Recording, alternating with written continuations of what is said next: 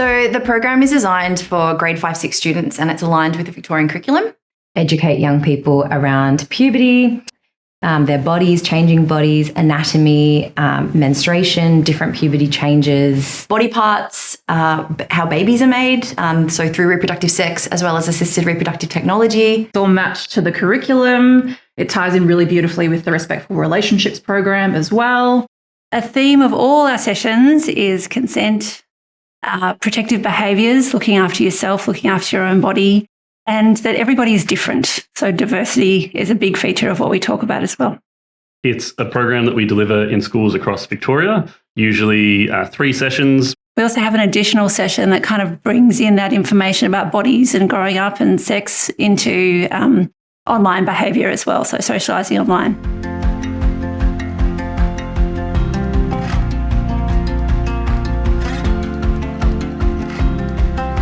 A lot of these topics we are talking about is happening at a time where young people are experiencing these changes in their bodies. So it's really normal to have a bit of an uncomfortable, giggly response or like scared response. They might already have some questions that they've been thinking about or they've heard about something that they want clarification on. the relief that kind of washes over young people when you explain things that may have already happened to their body or they might have experienced that they've never had anyone explain to them, which I think is a really rewarding part of the work. And you also can't predict the response. Like I've had sessions where there are young people who I think are not paying attention, they're drawing, they're doing something with their hands, and then at the end they'll come up and ask me a really detailed question or they'll come and hand me something that is related to what we've been talking about. Because they have permission to talk about their bodies and they're listening to some information about sex and sexuality, is they might realise that they do need help. And so they take that opportunity to reach out. So potentially educators receive disclosures from young people as well. You see them like build that confidence and then that like shows through their actions and like the way they engage with us and the way they engage with each other on the topic as well. And usually young people give us really, really great feedback at the end and say that this was really helpful for them and that this was very good information.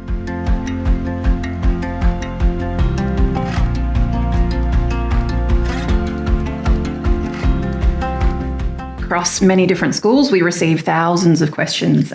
I'm scared to get my first period. How can I manage it? They usually really want to know the answers and they take the opportunity to ask questions of us. They get that permission from educators coming into their class, raising these words that they maybe had some shame associated with or know that they're not meant to use in different circumstances. If a gay and a lesbian had sex, who will be pregnant? It's common that they'll ask questions about things that they've seen online, whether it's just something that's popped up in a chat like a word, or whether there's other things that they've seen that could be sexual content. They'll ask questions about that.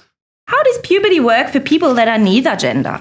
I would say that young people are really interested in reproduction and conception and birth and pregnancy as a concept because it's fascinating.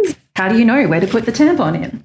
Yep, it's really likely that young people have had information, come across information through their peers, their siblings, their families, or online that relates to sex and sexuality. And this is their opportunity to clarify what they've seen, get medical explanations, get adult explanations, and get help if they need to as well. Do boys do anything? Young people have lots of questions about crushes and what to do if someone has a crush on you, but you don't have a crush on them back. How do you tell them? Do you tell them? Which is my favourite type of question.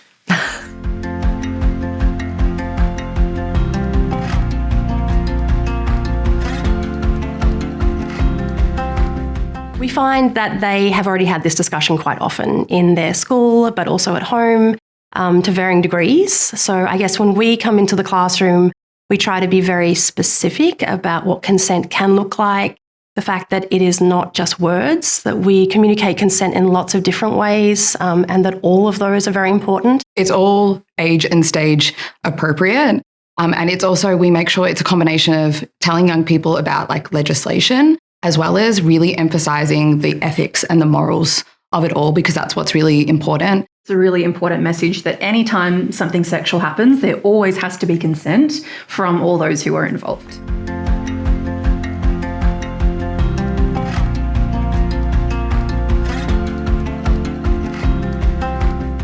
We start at the beginning of every session talking specifically about being inclusive of all people's views, values, belief systems, and letting them know that they're allowed to have those and they're allowed to talk about them in the classroom in a respectful way. People come from different cultural backgrounds, different religious or faith backgrounds. They come from, different family structures. People's families can look different. They can be made up of different parents. Some of us live with our birth families and some of us don't. And so we make sure that we're really upfront about everybody is welcome in this session, and we hope that everyone feels that they are welcome in this session, but also in all these discussions and in all aspects that they are engaging in, particularly when it comes to bodies. We make sure that we adapt our sessions to certain student abilities and learning capacities. So if we go, for example, into a specialist school, we would make sure that we talk to the school before, and then we would adapt our sessions to the students' needs. That's why it's called the everybody education, because it's for all types of people. It's for everybody, every family.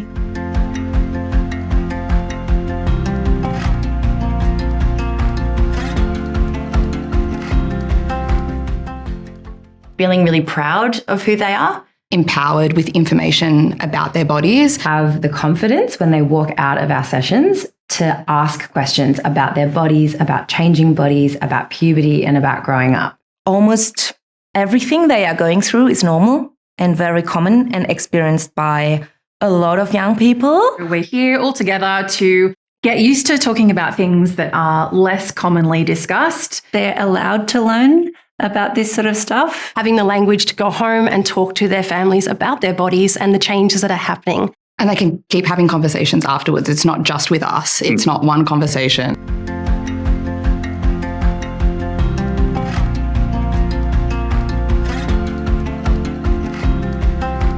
We know that values come from home and the community. So it's actually really important for young people to contextualise what's in the program by continuing conversations with parents and carers after the session. The adults at home are able to pick up those conversations and continue with them.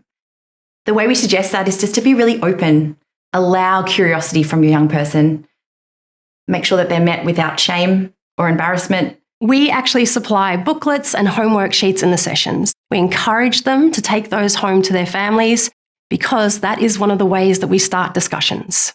Keep having these conversations. It's not just the one talk. Often there's lots of small, everyday teachable moments, for example, when watching a TV show or a movie that could be a really good opportunity to ask your young person about, what do you think about that? Just because a grown-up is having conversations about sex and relationships doesn't mean they have to share all their information about sex and relationships. They can choose what they share and they can set personal boundaries with their young people as well. Rather than pushing it away and saying, well, it's not the right time to talk about that, or it's not the right time to learn about that, saying, okay, they've asked the question, that means they're ready for the answer, so let's go and work out what the answer is together.